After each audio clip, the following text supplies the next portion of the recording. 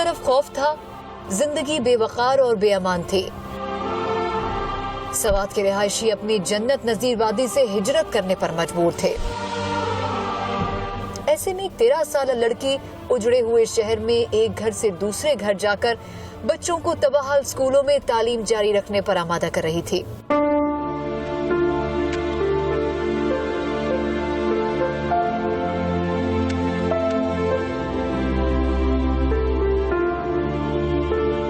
जी आप बिल्कुल सही पहचाने। आप आज हमारे साथ मौजूद हैं मलाला यूसुफजई।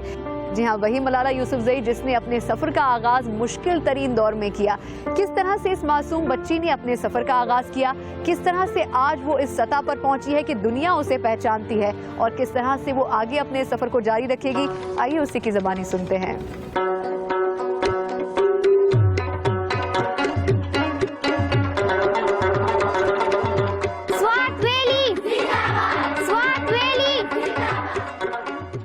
मलाला, सबसे पहले तो बहुत शुक्रिया कि तुमने हमें मौका दिया कि हम कुछ ऐसी बातें तुमसे जान सकें जो बिल्कुल निजी ज़िंदगी की थी, या शायद जो अब तक तुमने किसी भी टीवी चैनल के ऊपर नहीं कही हैं। थोड़ा सफ़र शुरू से हम अगर शुरू करें, किस तरह से तुम यहाँ तक पहुँची? सबसे पहले तो तुम्हारे इलाके का जो माहौल था, सवात के इलाके मैंगोरा में तुम रहती थी, क्या कभी वालिदैन ने कभी प्रेफर किया कि नहीं बेटे को पहले तरजीह दी जानी चाहिए पढ़ाई में, या तुम्हारी दूसरी बहन और तुम्हें कभी तरजीह मिली? तो हमारे इलाके में तो इस तरह बहुत होता है, लेकिन मेरी फैमिली जो है एजुकेटेड है, लिबरल फैमिली है, तो इसलिए हमारे घर पे मतलब मुझे ही ज़्यादा तरजीह दी गई है। और बाज़ औक़ात तो मेरे भाई जो है मेरे वालिद से शिकायत करते हैं कि आप तो हमें इतनी तवज्जो नहीं देते जितने आप मतलब मलाला को देते हैं, तो इसलिए वो कभी कभार गिला भी करते हैं। लेकिन हमारी फैमिली बहुत अच्छी फैमिली है। यानी तुम्हारे साथ उल्टा उस भाई के साथ इम्तियाजी सलूक हुआ कि उसको कम तरजीह मिली। अच्छा, तुमने पढ़ाई शुरू की, पढ़ाई में भी तुम बहुत अच्छी थी, स्टूडेंट्स में भी सब अच्छी थी, टीचर्स तुम्हें पसंद करते थे। फिर उसके बाद एकदम वहाँ पर दहशतगर्दों की यलगार हुई, स्कूल्स बंद हो गए, उसके बाद तुम लोग कोशिश के बावजूद भी स्कूल्स नहीं जा सके। किस तरह से तुमने प्रोटेस्ट किया, किस तरह तुमने बाकी लड़कियों को समझाने की कोशिश की कि स्कूल जाना चाहिए? वो हालात क्या थे, थोड़ा बताओ। तो हालात जो थे वो धीरे धीरे ख़राब होने लगे। मतलब ये नहीं है कि एकदम वो आए और कहा कि नहीं स्कूल नहीं जाना। पहले धीरे धीरे लोगों के दिलों में तालीम के ख़िलाफ़ वो उनको भड़काना शुरू कर दिया कि तालीम अच्छी चीज़ नहीं है, ये इस्लाम के ख़िलाफ़ है, ये इस्लाम में नहीं है। और फिर धीरे धीरे उन्होंने तालीम पर पाबंदी लगा दी और कहा कि 15 जनवरी 2009 के बाद कोई भी लड़की स्कूल नहीं जाएगी। तो मैं तो अपना तालीमी सिलसिला जारी रख रही थी और मुझे अचानक से ये खबर मिली क्लास में कि इस तरह हो रहा है, तो मैं बहुत ज़्यादा खफा हुई। मैंने कहा नहीं, ऐसा तो हो ही नहीं सकता, इम्पॉसिबल है ये, इस दुनिया में 21st सेंचुरी है, हम किस तरह स्कूल नहीं जाएंगे। फिर उन्होंने कहा कि नहीं, शर्त लगाते हैं, तुम हार जाओगे और हम जीत जाएंगे। मैंने कहा हो ही नहीं सकता। मैंने कहा ये लोग कहते हैं फिर नहीं होता। उसके बाद जब 14 जनवरी 2009 को मैंने देखा कि वाकई अब स्कूल बंद होंगे, अब सोचने लगी कि किस तरह अपनी तालीम को आगे जारी रखूँगी। और मतलब फिर मैंने बहुत ज़्यादा वो कोशिशें की। पहले कहा कि नहीं बोर्डिंग स्कूल जाऊँगी, फिर कहा कि किसी घर पे ट्यूशन करूँगी, फिर कहा कि नहीं मैं स्कूल जाऊँगी लेकिन छुप के, मतलब लोगों से घर के कपड़ों में और अपने बुक्स वगैरह अपनी चादर के नीचे छुपा के मैं स्कूल जाया करती थी और मैंने ये जारी भी रखा। अच्छा, तुम्हारे वालिद के बारे में भी ये पता चला था कि जब डेडलाइन दी गई थी दहशतगर्दों की जानिब से कि इस तारीख के बाद अब कोई बच्ची स्कूल नहीं जाएगी, तो उन्होंने तुम्हारे साथ दूसरी बच्चियों को भी लाकर समझाया और उनसे कहा कि मलाला के साथ स्कूल जाएं। कि क्या वो उनके वालिदैन कायल हुए थे इस बात पे? तो कई ऐसे वालिदैन थे जिन्होंने कहा कि हाँ हमारी बेटियाँ जो है वो स्कूल जाएगी, वो पढ़ेंगी, वो इस मुल्क का नाम रोशन करेगी। लेकिन कुछ ऐसे वालिदैन थे जिनको इस बात का खदशा था कि अगर मेरी बेटी स्कूल जाएगी तो ऐसा ना हो कि कल उसकी जान को ख़तरा हो, और मतलब कुछ भी हो सकता था उस वक्त, क्योंकि उस वक्त हर रात जो है हमें वो मतलब जब हम सुबह उठते तो 1 लाश 2 लाश मिलती है हमें। अच्छा, जब तुम बुर्का पहन कर जाती थी, किताबें छुपाकर चादर के अंदर या पहनती थी, डर नहीं लगता था कि अगर रास्ते में किसी ने पकड़ लिया या पहचान गए या उनको पता चल गया तो क्या सुलूक करेंगे वो? मुझे इस तरह लगा कि जब मैं जा रही थी स्कूल तो उस वक्त मेरे जहन में ये था कि मेरे जो इरादे हैं, मेरे जो अज़ाइम हैं, उनको मैं अपने डर के आगे नहीं आने दूंगी। ये एक रेस चल रही है और उसमें मैंने डर को पीछे रखा है और मेरे जो इरादे हैं, जो अज़ाइम हैं, जो जज्बात हैं, उनको मैंने आगे लाना है। और यकीनन अगर इंसान के दिल में इस तरह कुछ करने की ख्वाहिश हो, कुछ करने का जज्बा हो, तो वो डर को अपने अंदर दबा के रखता है। अच्छा, उसके बाद वहाँ से वो दहशतगर्द चले गए, इलाके में अमन हो गया, सवात की रौनकें बहाल हो गई, पीस वैली एक मरतबा फिर जो है उसी तरह से खूबसूरत नज़र आने लगी। फिर एक दिन खबर आई कि तुम्हें बैनुल-अक़वामी सतह पर अमन अवार्ड के लिए बच्चों के नामजद कर दिया गया। जब ये खबर मिली कैसा रिएक्शन था तुम्हारा? मैंने रात को देखा कि मेरा नाम जो है इस बैनुल-अक़वामी इदारे ने नामजद किया है कि ये बच्ची जो है इसने अपने हकूक़ के लिए कुछ बोला है और ये खड़ी हुई, और उसके साथ 4 और भी बच्चे थे जिनको देखे भी मैं बहुत ज़्यादा खुश हुई कि इतने अच्छे अच्छे काम किए हैं इन बच्चों ने, इनके साथ मेरा नाम आया, यही यकीनन खुशी की बात थी। लेकिन खुशी तब बढ़ गई जब मैंने लोगों का रिएक्शन देखा, जब मैंने देखा कि लोग किस तरह खुश हो रहे हैं मेरे लिए, पूरे पाकिस्तान के जो लोग हैं वो मुझ पर फ़ख्र कर रहे हैं। तब जाके अंदाज़ा हुआ कि मतलब लोग यकीनन जो है मेरे लिए खुश है, और यही मेरे लिए सबसे खुशी की बात है। अच्छा, इसके बाद लेकिन पाकिस्तान में भी तुम्हें खुद अमन अवार्ड के लिए नामजद किया गया और फिर वज़ीर आज़म गिलानी की तरफ से तुम्हें दिया भी गया। वज़ीर आज़म से जब तुम्हारी मुलाकात हुई कैसी रही?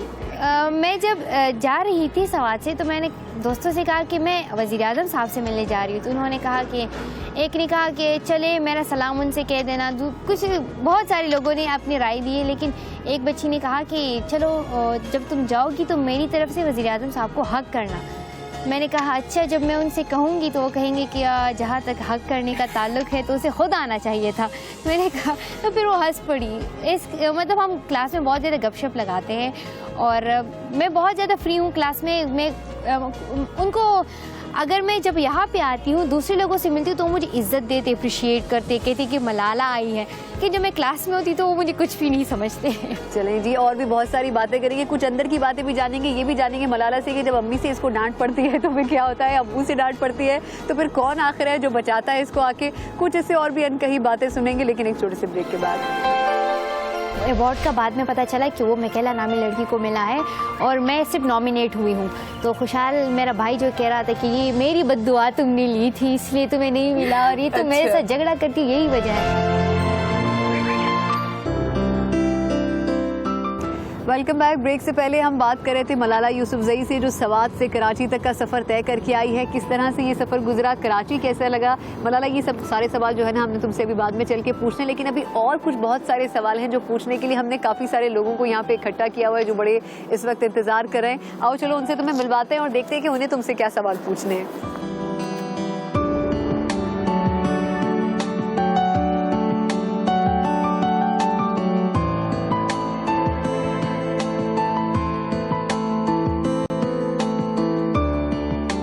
हमारी स्पेशल जो मेहमान है मलाला वो आ चुकी हैं, आइए।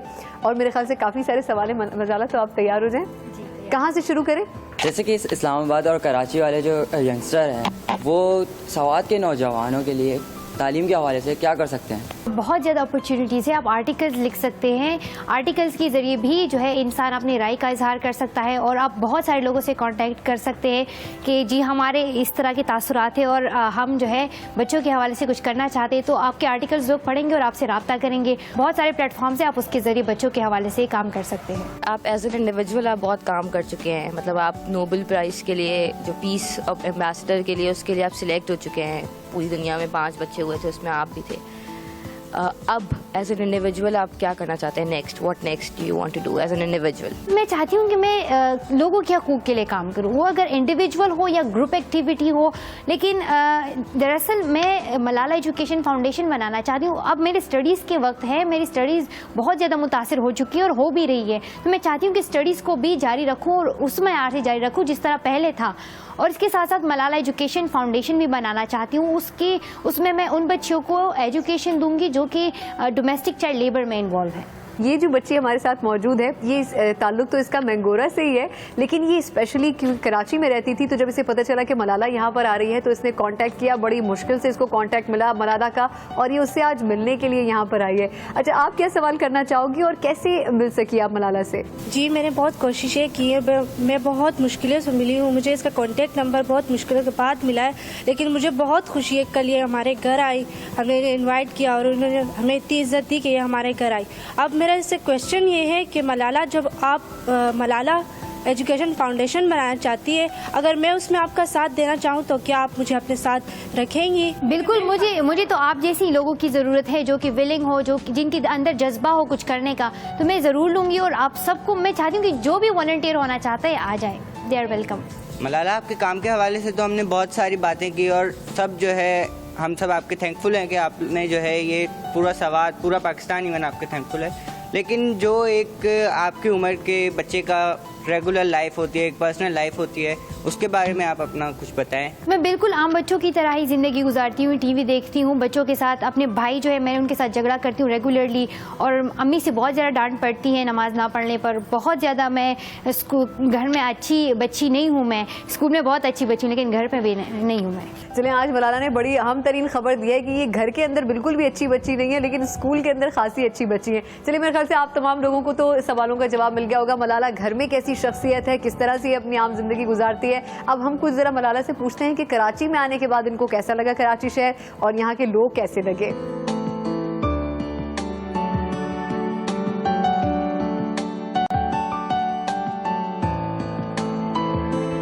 चलो, तो फिर आज ये इंकशाफ भी हो गया कि तुम घर में अच्छी बच्ची नहीं हो। चलो, कुछ थोड़ा हमारे देखने वालों को बताओ कि घर में कितना काम करती हो, अम्मी डांटती हैं नहीं डांटती हैं कि ज़रा ये भी तुमने बनाना है, चाय सही नहीं बनाई, अंडा सही फ्राई नहीं किया है। अम्मी तो मैं काम नहीं करती और अम्मी कहती है मैं नहीं करती। सारी अम्मियाँ ही वैसे ऐसी होती हैं, पता नहीं मैं क्यों। नहीं करती काम, और इसके साथ साथ भाई के साथ झगड़ा करती हूँ। इसके हवाले से अम्मी जो है बहुत ज़्यादा डांटती हैं कि भाई के साथ झगड़ा मत, उसमें उसका भी बहुत ज्यादा कसूर होता है, लेकिन अब अब्बू मेरा अच्छा, वो पहले ये कह रहा होता है कि जी इसको ज्यादा तवज्जो मिल रही है, जैसे आपने भी पहले बताया था। और अब्बू जो वो मेरा साइड लेते हैं और अम्मी जो है मेरे भाई का साथ देती है, तो इसलिए वो झगड़ा तो होता रहता है। और साथ साथ नमाज पे वो मुझे बहुत ज़्यादा ताकीद करती हैं कि नमाज टाइम से पढ़ो, क्योंकि मैं पता नहीं सुस्त हूँ। और बाकी मैं अच्छी बच्ची बाकी अच्छी बच्ची हो। चलो जी, मलाला कह रही थी बाकी सब तो ठीक है, बस ये छोटे छोटे मसले ये तो होते रहते हैं, वैसे ये सबके बचपन में सबके साथ ही होते हैं। अच्छा, जब तुम्हें नॉमिनेट किया गया था इंटरनेशनली भी, तो वालिदैन ने कैसा मतलब रिएक्शन दिया था जब तुमने उनको आके बताया था कि मुझे इंटरनेशनली इतनी बड़ी सतह के ऊपर रिकॉग्नाइज किया जा रहा है और मुझे 5 लोगों में से दुनिया भर में से एक मैं बच्ची हूँ जिसके बारे में कहा गया है। कैसी खुशी उनको हुई थी, क्या उनका रिएक्शन था? मेरे वालिदैन तो बहुत ज़्यादा खुश थे, लेकिन जब अवार्ड का बाद में पता चला कि वो मिकेला नामी लड़की को मिला है और मैं सिर्फ नॉमिनेट हुई हूँ, तो खुशहाल मेरा भाई जो कह रहा था कि ये मेरी बद्दुआ तुमने ली थी इसलिए तुम्हें नहीं मिला और ये तो मेरे साथ झगड़ा करती, यही वजह है। और बाकी में जो मेरे भाई है ना, वो बहुत ज़्यादा बुद्धू किस्म के, उसको समझ ही नहीं आ रहा कि हो क्या रहा है, ये क्यों वज़ीर आज़म के पास जा रही है, क्यों CM साहब के पास जा रही है। अच्छा। उनको इससे कुछ पता नहीं है और ना ही वो समझना चाहते हैं, वो बादशाह लोग हैं। और मेरी अम्मी जो है बहुत ज़्यादा खुश है, वो मुझ पर फ़ख्र करती है और वो मतलब उनको बहुत ज़्यादा अच्छा लगता है जब लोग उनसे मेरे बारे में बात करते हैं। वैसे आई एम श्योर कि हमारे बहुत सारे देखने वालों ने कभी मलाला का ये रूप नहीं देखा होगा कि घर में आकर क्या हो रहा होता है, उसके भाई क्या रिएक्शन दे रहा होता है, अम्मी क्या कर रही होती है, पापा क्या कर रहे होते हैं। ये सारी बातें आप सब लोगों को यकीनन पसंद आ रही होंगी। मलाला की कुछ और अनकही बातें भी हम इनसे जानेंगे, लेकिन एक छोटे से ब्रेक के बाद।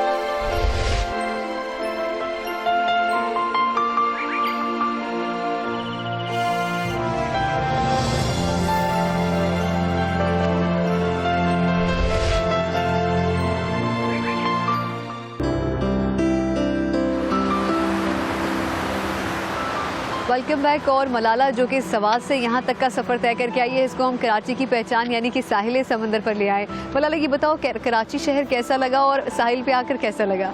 मैं पहली बार कराची आई हूँ और मुझे बहुत ज़्यादा अच्छा लग रहा है समंदर की लहरों को देख के, और ये ठंडी ठंडी हवाएं चल रही है। सवात में तो बहुत ज़्यादा ठंड है, तो ये ठंडी ठंडी हवाएं मुझे बहुत ज़्यादा अच्छी लग रही है। तुमने यहाँ पर ऊँट की सवारी या घोड़े की सवारी की है, ये भी हम तुम्हें मज़े करवाएं? नहीं, मैंने ऊँट की सवारी अभी तक नहीं की, और चले ये भी कर लेंगे। चलो ठीक है, प्रोग्राम खत्म होने के बाद लेकिन ये करेंगे। लोगों को बहुत सारी उम्मीदें होती हैं अपने आप से भी, मुल्क से भी, और कुछ लोग ऐसे होते हैं जो कि लोगों के लिए भी कुछ करना चाहते हैं। तुम उनमें से एक हो जिसने लोगों के लिए और ख़ास तौर पर सवात के लिए कुछ करना चाहा। अब क्या चाहती हो, गवर्नमेंट से किस किस्म की सपोर्ट चाहिए? वज़ीर आज़म से तुम मिल चुकी हो, क्या उनसे तवक्को है कि ऐसा क्या कर सकते हैं वो जिससे सवात के हालात मज़ीद बेहतर हो, ख़ासतौर पर बच्चियों की तालीम के हवाले से? तो स्वाद के हालात तो अब बेहतर है, लेकिन हम चाहते हैं कि वहाँ पे तरक्याती काम हो। इसके लिए सबसे पहले ज़रूरी है कि वो तालीम पर बहुत ज़्यादा तवज्जो दे, ख़ासतौर पर लड़कियों की तालीम पर। और दूसरी बात यह है कि वहाँ पर सड़कें जो इंफ्रास्ट्रक्चर जो वहाँ का है बिल्कुल तबाह हो चुका है। हम चाहते हैं कि वहाँ की पुल, वहाँ की सड़कें, वहाँ के स्कूल दोबारा तामीर कराए जाए। इसके साथ साथ लड़कियों की स्कूलों में काफ़ी हद तक कमी है, बल्कि जो भी है वही ठीक ही नहीं है। सिस्टम का वो बहुत ज़्यादा बुरा निज़ाम है वहाँ का। तो मैं चाहती हूँ कि स्वाद की तालीम पर ज़्यादा तवज्जो दी जाए, इसके साथ साथ और भी तरक्याती काम किए जाए। चलो, अब कुछ मुझे ये बताओ कि तुमने सवात से बाहर निकली, तुम कराची आई, इसके अलावा इस्लामाबाद भी गई, क्या डिफरेंस लगा उन लोगों से मिलके जो कि तुम्हारे शहर से बिलोंग नहीं करते थे? बहुत सारे ऐसे लोग थे जो शायद सवात कभी गए भी ना हो। कैसे तुमने उसकी तस्वीर लोगों के सामने पेश की? देखिए, स्वात में अमन है और इसका जो सबसे बड़ा सबूत ये है कि वहाँ पर मुझे अवार्ड मिला है। अगर तालिबान वहाँ पर थे, अगर है भी, तो ये मुमकिन ही नहीं था कि मैं वहाँ पर मतलब मेरी इतनी लोग मुझे पहचान लेते, क्योंकि तालिबान के होते हुए कोई कुछ भी नहीं कर सकता था उस वक्त। तो स्वात में बिल्कुल अमन है और मैं लोगों को यही बताना चाहूँगी कि आप स्वात आए और आप जब देखेंगे तो आपको पता चलेगा। आप आते ही नहीं है तो आपको किस तरह पता चलेगा। जब मैं कराची आ रही थी तो मेरे जहन में यही था कि कराची जो है एक ऐसा ही शहर होगा जहाँ पे लूट मार होगा, मेरे पास जो भी होगा वो मुझे छीन लेंगे, लेकिन ऐसा नहीं है। ये हमारी जो मेंटल जो है, ये मतलब ये हमारे जहन में ये सब कुछ पहले से किसी ने डाला होता है कि कराची यही शहर है, स्वात यही शहर है, मतलब इस तरह नहीं है। अच्छा, वैसे तुम्हारी उम्र के लिहाज से शायद ये सवाल बहुत पहले हो जाए, लेकिन फिर भी शायद जिस जगह से तुम बिलोंग करती हो वहाँ पर बच्चियों की शादियाँ खासी जल्दी हो जाती हैं, तो कभी कभी अम्मी कहती हैं कि बस तुमने बहुत पढ़ लिया, बस तुमने मैट्रिक करने के बाद तुम्हारी शादी कर देनी है। कभी लड़ाई होती है इस बात के ऊपर भी? नहीं, कभी कभी वो तंग करने के लिए भाई वगैरह कहते हैं कि भाई कहता है कि बस इसकी शादी करा दो या मैं ऐसे ही बैठी रहेगी क्या घर पे, और वो मजाक में कहते हैं, लेकिन इस तरह कुछ भी नहीं है। और स्वात का ये बहुत बड़ा मसला है कि वहाँ पर मैट्रिक के बाद बच्चियों की शादियाँ कराई जाती हैं और वहाँ उनको मतलब उनके गुड़िया खेलने के वक्त होते हैं और वो बच्चियाँ जो है वो पालती है और बच्चे पालते हैं वो बच्चियाँ। तो यकीनन अफसोस की बात है, लेकिन मैं चाहती हूँ कि इस सोच को जो है ख़त्म कर दूँ और मैं फ़र्स्ट ऑफ़ ऑल अपने आप से शुरू करना चाहती हूँ। मैं शादी कम उम्र में नहीं करूँगी। अच्छा, अब लेकिन अब आने वाले अगर दिनों में देखती हो, जैसे टूरिज़्म के हवाले से स्वात को खासा बुरा फेस से गुजरना पड़ा है, अब टूरिज़्म में और दूसरी चीज़ों को देखते हुए भी, वहाँ के हालात को देखते हुए मीडिया मज़ीद क्या कर सकता है? वहाँ पर जा सकता है या वहाँ के जो भी फेस्टिवल्स वगैरह हैं उनको हाईलाइट कर सकता है? तो मैं यही कहना चाहूँगी कि मीडिया पे जो स्वात के जो बुरे फैसले हैं वो बहुत आ चुके हैं, मतलब तालिबान, दहशतगर्दी, धमाके की वो सारी फुटेजेस बहुत आ चुकी हैं, लेकिन अब स्वात के हसीन मनाजिर भी लोगों को दिखाने हैं। अब मतलब हमारी जो स्वात का जो मईशत है वो तो सिर्फ इंडस्ट्री पे ही चलता है, टूरिज़्म इंडस्ट्री पे, और अगर वो ही ना रहे तो फिर मतलब वहाँ की जो मईशत है वो बहुत ज़्यादा तबाह हो रही है। तो इसलिए मीडिया से गुजारिश है कि वो स्वात का जो सॉफ्ट इमेज है वो लोगों के सामने लाए।